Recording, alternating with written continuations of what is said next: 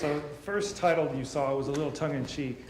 But I kind of feel like that sometimes, being in the State Department, trying to get them to listen to me with my technological background. But the bigger picture here is the introduction of really modern machine learning type technology into government process.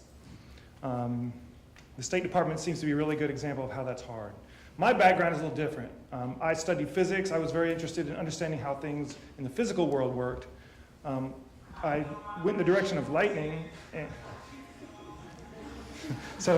But anyway, the pictures tell for themselves. I went in the field, I measured things, I made devices. I went in the lab, I made devices, I measured ice. It was really fun. So the State Department is a little different.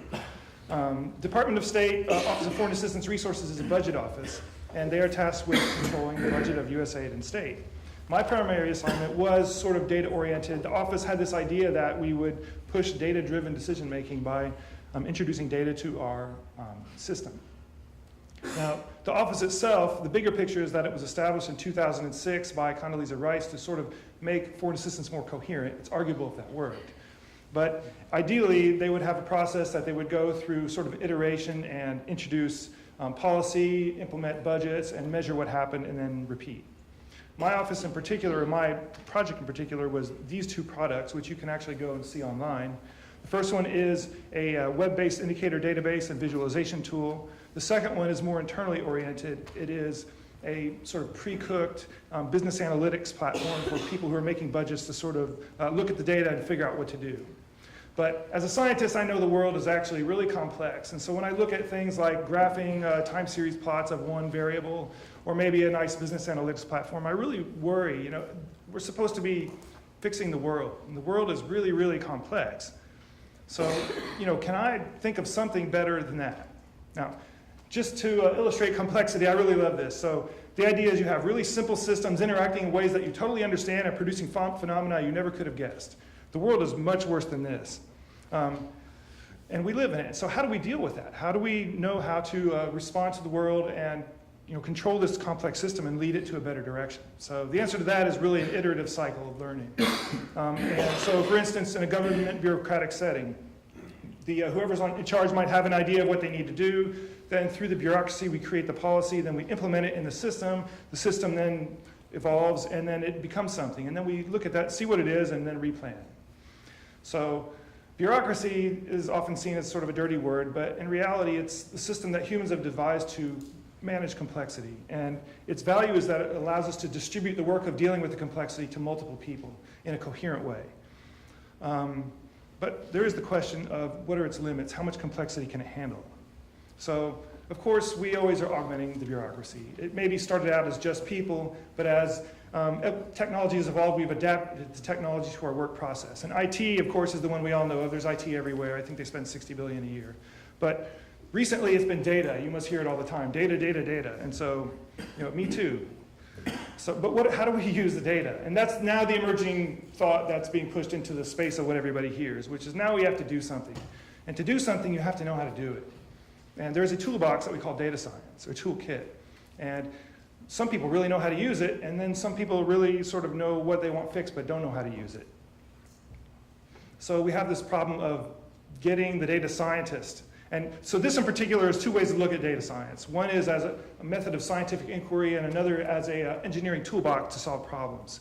And typically when people imagine data science, they might go in the engineering direction, and you might get people who really know the toolbox, but they are not really looking scientifically to find the problem.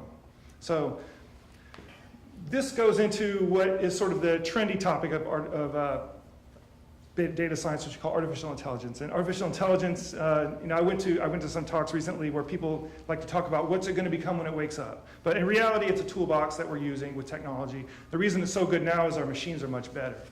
And in fact, machine learning is now becoming a very powerful tool because these machines have advanced so much. And that we can dump our huge reams of data in the machine, we can turn the crank, and now we have this device that we can filter our new data through to sort of classify it or understand it. Or maybe we can just throw our data in there and let the machine tell us how it clusters and guess what it means. Deep learning, the new hot topic, is nice because it scales up with big data better. And you can really start pulling out really intelligent outputs from the machine if you feed it enough data. And I just went to a talk today at AFOSR where Jan LeCun, who started this convolutional net stuff, he was there talking about it. very exciting. But I'm also very excited about natural language processing, and in particular, topic modeling and word embeddings. And the reason for that is at the State Department, everybody's talking. You're looking for the data, where's the data? What are the theories you're working with? And everything's encoded in text, and it's in people's brains. So it's a very human-oriented system, and I want a way to approach that with AI. But really, the secret sauce of this whole AI push or data push is finding the right problem. If you don't start from the right place, then everything you do thereafter may not be useful. And then you might do a great project, and your boss will say, well, okay, that's nice, and move on, because that's not what they needed. So it's very important to understand the need. Now, I'm embedded in an office, so I get that chance to look at the office and try to understand what they need. So in particular, the unit I'm in is being converted to a think tank-like thing. The first response I had was, we're tiny, we're not really going to be a think tank. But then I realized there's a whole lot of think tanks out there thinking for us. How can we go get all that thought and condense it down to something our boss can understand? And I would use, well, I guess maybe you saw it, but some machine learning topics there that might apply. And the same goes with the question that my director for F is often asked by Congress, which is, what are we getting for our money? What are the impacts? And yes, there are ways to look at that if you can find enough data and start looking at the data and start looking for patterns, but you have to start somewhere. So these are great ideas I'm having. I'm not a data scientist, but I'm sort of in the mode of understanding the business process, which is being embedded and trying to understand the need. And that's really critical to this whole thing, getting the embedded data scientist, or scientist, I should say. Really need to understand the environment, and that way we can really figure out what to do.